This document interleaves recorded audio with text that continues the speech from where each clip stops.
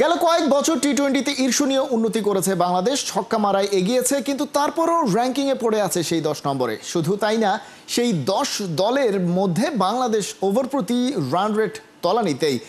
এই সময়ে টাইগাররা যে হোম ম্যাচগুলো খেলেছে সেখানেও রান ওঠেনি, আর দ্বিপাক্ষিক সিরিজগুলোয় একের পর এক চমক উপহার দিলেও বহুজাতিক টুর্নামেন্টে গিয়ে নিয়মিত খেই হারিয়েছে লিটন দাসের দল।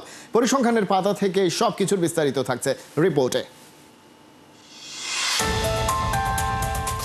গুলিস্তানের কোনো কানাগুলির খুপড়ি থেকে সস্তা দরেই একটা ট্রফি বানিয়ে নিজের শোকেজে সাজিয়ে রাখতে পারেন আপনিও। তার উপর লিখে দিতে পারেন নিজের কিংবা দলের নাম। কিন্তু একটা ট্রফি কেবল তো ট্রফি নয়, সেটা একটা প্রতীক। আরো ভালোভাবে বললে জয়ের নিশানা। হাতুড়ি বাটালের কারিশমায় সেটা তৈরি করে নিতে পারে যে কেউ, কিন্তু তা জয় করতে পারে কজন? বাংলাদেশ ক্রিকেট দল সেই কজনের ভেতরে নেই।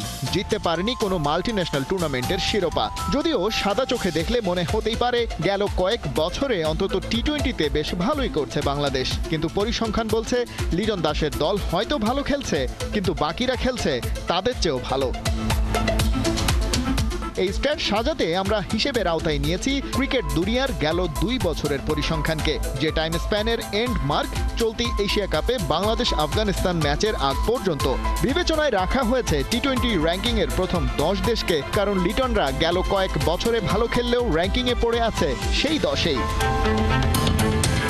রান রেটের হিসেবেই আসা যাক প্রথমে।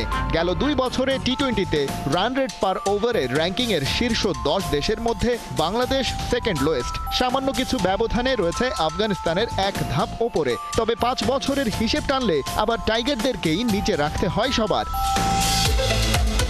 কিন্তু এমন স্লো রেটের রান তুললেও কিন্তু জয়ের দিক থেকে বাংলাদেশ সেরা 3 দেশের একটা। আছে ভারত আর অস্ট্রেলিয়ার পরে। 47 ম্যাচ খেলে জিতেছে 23টায়। মজার ব্যাপার, এই 2 বছর সময়ে বাংলাদেশের মাটিতে যত টি-20 ম্যাচ হয়েছে সেগুলোর রান রেট পার ওভার হিসেব করলে লাল সবুজকে রাখতে হয় সবার নিচে থাকা শ্রীলঙ্কার এক ধাপ ওপরে। অর্থাৎ লঙ্কানদের মাঠে রানের গতি সবচেয়ে কম। প্রেমাদাসার উইকেট নিয়ে সমালোচনা করেছেন এমনকি দেশটার সাবেক অধিনায়ক ও বর্তমান হেড কোচ সনত জয়সুরিয়াও। ভেন্যুতে স্লো রানে দ্বিতীয় সর্বনিম্ন অবস্থানে গেল 2 বছরের হিসেবেই সেকেন্ড লোয়েস্ট পজিশনে বাংলাদেশ। তার মানে লঙ্কার মতো বাংলাদেশের ভেন্যুতেও ব্যাটাররা সেভাবে সুবিধা করতে পারেনি।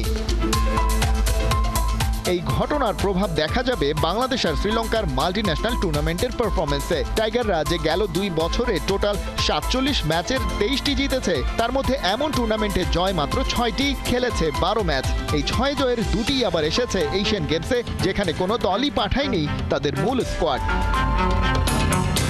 অর্থাৎ রান তুলতে ব্যর্থ যারা, ঘরের মাঠে কিংবা বাইলেটারাল সিরিজে তারা কিছু সাফল্য পেয়েছে ঠিকই, কিন্তু বড় মঞ্চে আর হালে পানি পায়নি তেমন। তাই রানের খেলা ক্রিকেটে বাংলাদেশ আর কবে রান করা শিখবে, প্রশ্নটা সেখানেই।